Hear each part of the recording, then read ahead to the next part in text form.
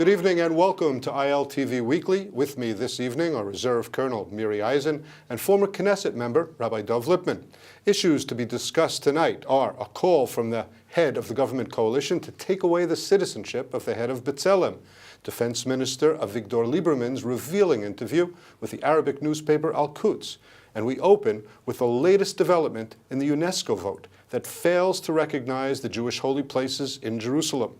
The General Director of UNESCO, Irina Bokova, is continuing to distance herself from the preliminary approval given by the UN body's member states of a resolution that denies Jewish ties to the Temple Mount and the Western Wall. The executive is actually due to continue and vote on an additional resolution that's actually even harsher towards that issue. Before we begin our discussion, let's hear the views of the Israeli and Palestinian ambassadors to UNESCO. We will not negotiate and we won't take a part in this ugly game. This game, there is no place for those games here in UNESCO. This noble organization was established to preserve the history, not to rewrite it. And the Palestinians and the Arab countries want to rewrite the history of Jerusalem. And we don't need any approval, not from the Palestinians, with all due respect, and even not from the executive board. The history link between the Jewish people and Jerusalem is so strong that nobody on earth can break it. Thank you. What we are talking about is the ownership and the sovereignty on the site, which is East Jerusalem. We are recalling Israel that they are the occupying power there, and as an occupying power, they have obligations to respect, and they have more than obligations even, they are tied by the international law that requests them first not to conduct any work, and second, not to change the names in this site. Israel is trying to change, to focus the attention on a secondary problem, which is the appellation and things like that, forgetting the essence of the problem, which is the occupation by Israel. Dov, you just wrote a column that appeared in the Jerusalem Post that relates to the Sukkot holiday and how that's the perfect answer for this UNESCO resolution. In what way? What incredible timing. Here we have a holiday where there's a commandment written over 3,000 years ago, well before Islam even came on the scene, saying that Jews have an obligation to rejoice in the temple, on the Temple Mount for 7 days. We have King Solomon, a few hundred years later after that, consecrating the temple. The temple was established, dedicated on the holiday of Sukkot, as we read in the book of Kings. We then have Ezra, a few hundred years later, dedicating the second temple on Sukkot, in that spot. So the absurdity of anyone suggesting that we don't have a close connection to that spot and to the temples that were built there on the historical facts, Sukkot came to negate that. And I think that as I walked through the old city with thousands of other people making our way towards our holy sites, we reestablished that point. We don't have to worry about what other people say about our connection. We are experiencing it today. We're living it. And I think that sometimes we get a little bit too hysterical about what everyone else says, and the time has come for us to refocus on what we're really about and believe in ourselves. I wrote another column today in the Times of Israel called The Cubs, the Indians, and Israel. And I essentially said the Cleveland Indians, no one expected them to be in the World Series, but they, quote after quote, play after player, we believed in ourselves. We didn't listen to anybody else.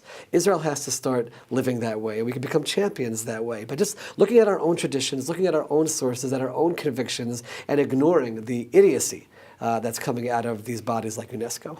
Well, who could argue with a baseball metaphor? But is there anything else that Israel could be doing diplomatically to hit a home run and turn this thing around and get UNESCO to change its view?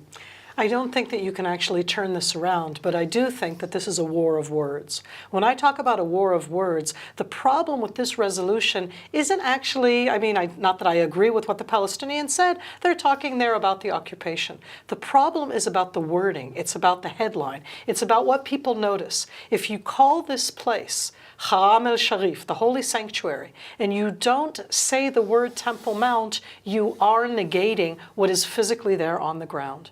But they're they're not doing it just about the Temple Mount and about the Al-Aqsa Mosque and saying that the Western Wall is not the Western Wall, it's El Buwaq. Steve, they're saying it about Rachel's tomb. They have an Arabic term for it. You go to different places all over. You go towards the tomb of the patriarchs in Hebron. I'm like, guys, it's Abraham. And then you go into a different narrative, a different Muslim narrative, a different Arab narrative, and that's what people are taught. Now, if today we have 400 million Arabic-speaking, and let alone many more Muslims in the world, who are listening to these terms and taught that way, that is the long-term challenge. It isn't just, Dov, in my point of view, about our being true to ourselves, because I agree with you. We have to have our own narrative. But we most definitely have to be in the war of words. Now, the war of words that I'm disturbed about is what we're saying, it's either or. I happen to disagree with that one.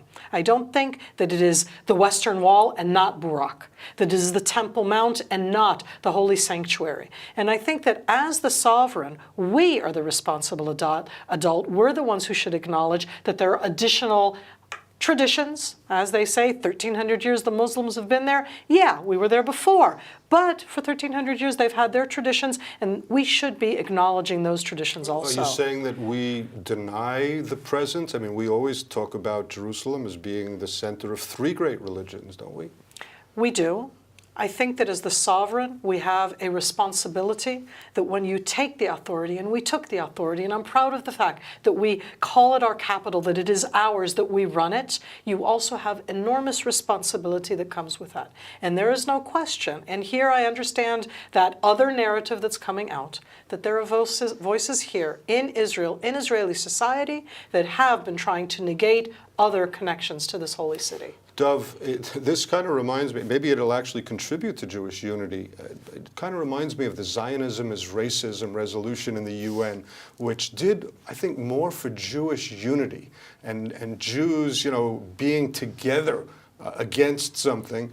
And maybe this will actually bring the Jews together by being against something. Well, I would definitely say that the number one step for me, Miri was talking about education, is educating our own people about that connection. Meaning, sometimes I feel that there's so much time spent, I'm going to use a harsh term, whining somewhat about what these organizations say. Of course we have to be out there fighting it, and we have to be negating what they say, but does every Israeli child know when King Solomon dedicated that temple and what happened there? Do they know about the Second Temple with Ezra? Do they know about the prophecies about what will happen in Messianic times in terms of the Gentile world coming and joining us in worshiping in that site? That's where I get concerned. We have to be unified, like you said, and we can be unified about those points. But let's not focus so much. We have to be out there. We should make the battle, and the battle of the words, as Miri said it. But let's strengthen our own connection and our own identity to those places without even all the politics involved, just in terms of the Jewish connection to that place. And I agree 100%. We should not be negating anybody else's narrative, but let's strengthen our convictions in terms of our connection to that place. All right, I have a feeling we haven't heard the last about UNESCO, but we have to move on to our next issue. David Biton, the head of the governing Likud-led coalition, is calling for the removal of the citizenship of the head of the left-wing Israeli NGO B'Tselem for his criticism of Israel in the United Nations Security Council. Let's hear the concluding remarks by Haggai Elad that caused all the fuss. The UN Security Council has more than just power. You have a moral responsibility and a real opportunity to act with a sense of urgency before we reach the symbolic date of June 2017, and the second half of that first century begins, to send to the world, to Israelis and to Palestinians, a clear message backed by international action. Israel cannot have it both ways. You cannot occupy a people for 50 years and call yourself a democracy. You cannot violate the rights of millions and claim international perks justified by hollow words about commitment to shared human rights values. Israel is a sovereign country established through international legitimacy, granted through an historic decision by this very institution in 1947.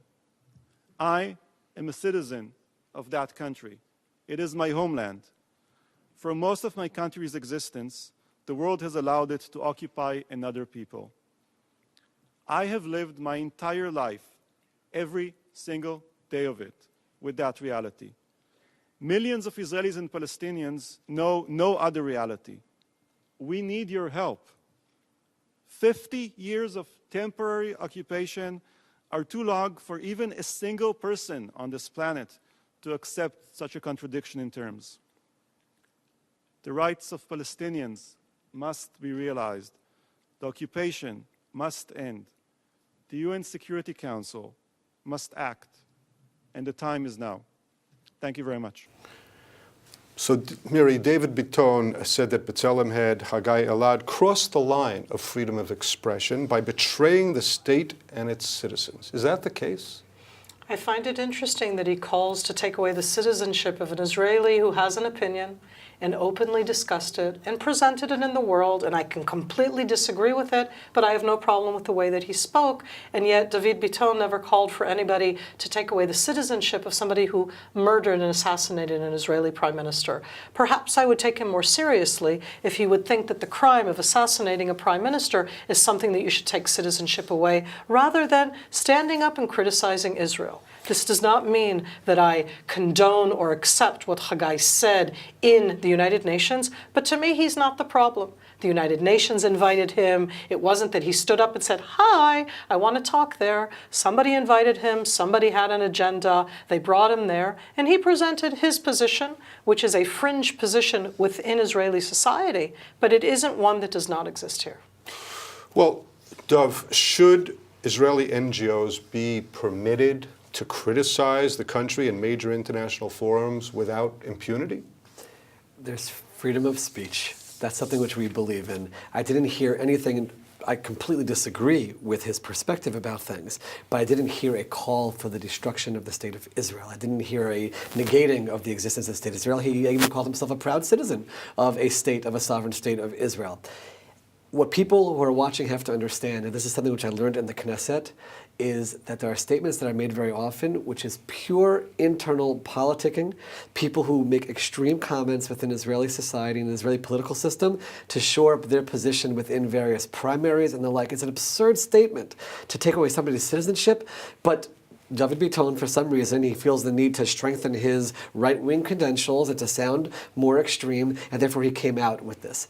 The problem I have with it, putting aside the issue of its using internal politics, is it totally diverts the discussion. Instead of our sitting here and having a discussion about what Haggai actually said at the United Nations, why we disagree with it, we're discussing the absurdity of a suggestion that someone's citizenship should be taken away. International press, instead of perhaps discussing the internal divide in Israel about what he said, we're now discussing the issue of free speech and an Israeli politician wanting to take away someone's citizenship. And that's what I feel we lose when these kinds of statements are made, and it's a shame that they were made.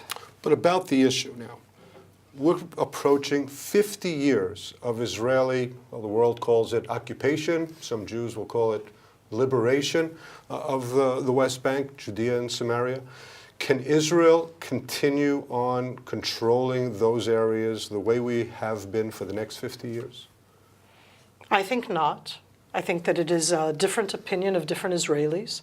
But I think that the bulk of Israelis for over 20 years in the process, which has been beyond bumpy, it has been charged and hard and challenging with the Palestinians, and yet today, here we are in 2016, and still the bulk of Israelis think that the end result should be a kind of separation. I am not saying if that means two states, I don't know what that separation would be, but it means that we as Israelis should not be ruling over the Palestinians of the West Bank. We are not ruling over the Palestinians of the Gaza Strip, but we see what happened there, and we don't feel that we have to join hands in committing harikiri, meaning we don't have to be the ones who put ourselves up to be destroyed. So it's a challenging issue, but it does feel that we're not going in any direction. I don't necessarily think that it is just the Israeli side's whose fault, but here I come back to what I said also about UNESCO and Jerusalem. I think that we are the strong side. I think that we are the ones who have both responsibility and authority, and I'm actually thrilled that we're taking care of domestic issues that we didn't take care of for many years. But I think that one of the things that's happened is that the Palestinian issue right now is perceived as you can't do it, so it's not really being addressed because there's so many other things around. And I think that it's something that needs to be addressed together with a lot of other different things. So, Dov, we are the strong side, as Miri said, but we're occupying another people there. Doesn't this situation have to end where there are defined borders where, and some would say, and I think you might be one of the people that would say that there has to be a kind of an exchange of territory, that some of Judea and Samaria has to remain in Israeli hands, and some of it does not, and has to be a Palestinian state. Isn't the current situation, though, causing damage to the Israeli society? There's no doubt the current situation is causing damage. There's no doubt that at some point it has to end, but that doesn't mean, therefore, you rush to do something to hurt yourself in the process. I'm a person who, on a religious level, has a very close connection to a lot of those lands that we're talking about, and I view them as biblical and a really close spiritual connection. But for the sake of the state of Israel, I'm willing to give up on some of those lands for the sake of being able to separate from the Palestinians and resolve the conflict. There's no doubt, and now putting on my political hat, that I believe that there needs to be a different leadership which has some direction that we're trying to go to, not just managing. I think we lose a lot by just managing a conflict, and we're not trying to go this way, trying to go that way. Again, don't hurt ourselves in the process, but constantly exploring some way to resolve it. I think that we have to do that. I think that the international community does not buy it, that Israel's current leadership is sincerely interested in trying to find a resolution. A majority of Israelis still believe in, I think they call it 2 states for 2 people, but a majority also don't believe it's going to happen.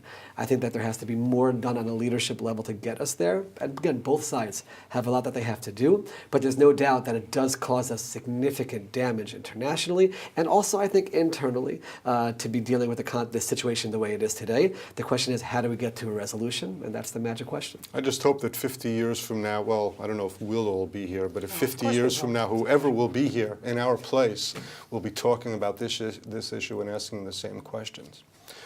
Well, Defense Minister Avigdor Lieberman told the Palestinian Al-Quds newspaper that in a future war, Israel will destroy Hamas completely.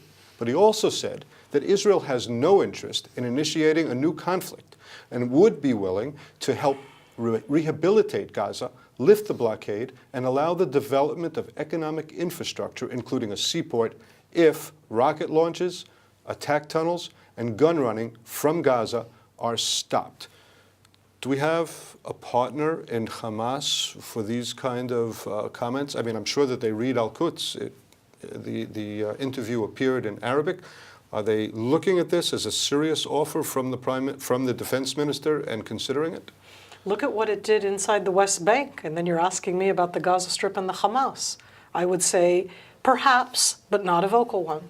And I would add in that the statements that Defense Minister Avigdor Lieberman just made are the kind of statements that I, in my other hat, as the former Prime Minister's international media advisor, would have said to him that it might perhaps be better to avoid saying that you are going to destroy Hamas in the next conflict. One of the biggest problems that former Prime Minister Olmert had in 2006 is that he said that he was going to destroy Hezbollah.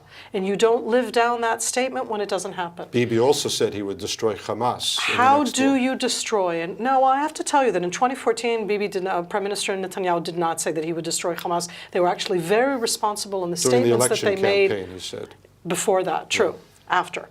But in 2014, during the events themselves, they were actually very responsible in not making that kind of statement, because this is a kind of opening statement where I'm saying, who is Defense Minister Avigdor Lieberman talking to?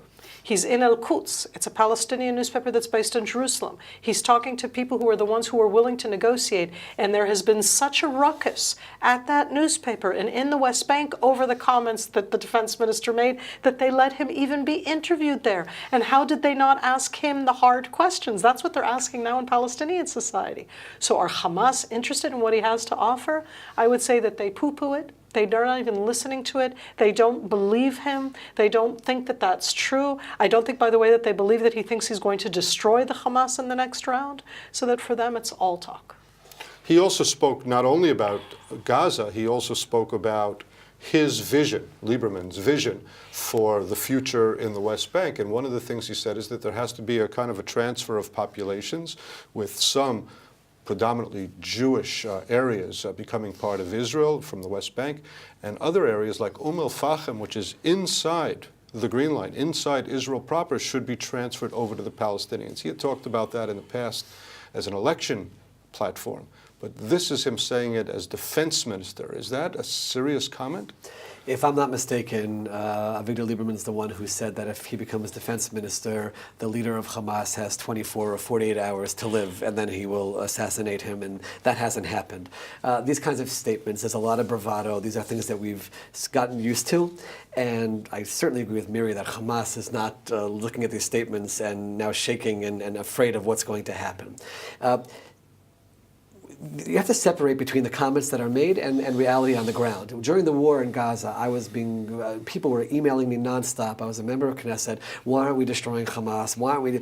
And again, I wasn't in the security cabinet. I wasn't an authority to answer those questions. But I would turn to them and say to them, we can, if you want, we can unleash all of our arsenal, and Miri can tell you even more, and wreak havoc in the Gaza Strip if we choose to. And then the question we have to ask ourselves is, and now what? What have we accomplished by that? Aside from who knows how many innocent civilians on their side and soldiers on our side that will be killed in the process, but now what? Now we want to be in control of the Gaza Strip. Israel wants to be now in charge. Defense Minister Lieberman wants to be in charge of close to 2 million people and their health and their education and their social services. We're not.